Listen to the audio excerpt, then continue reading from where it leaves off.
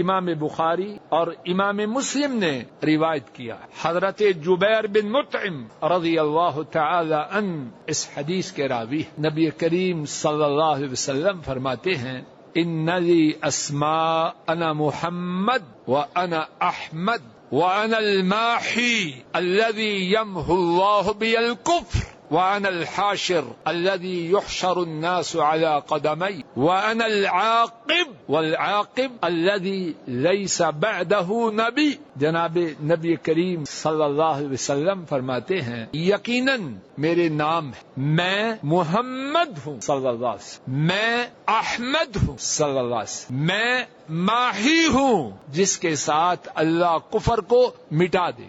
میں حاشر ہوں, سارے لوگ کل قیامت کے دن میرے بعد اٹھائے جائیں. میں عاقب ہوں, عاقب وہ ہیں کہ ان کے بعد کوئی نبی نہیں.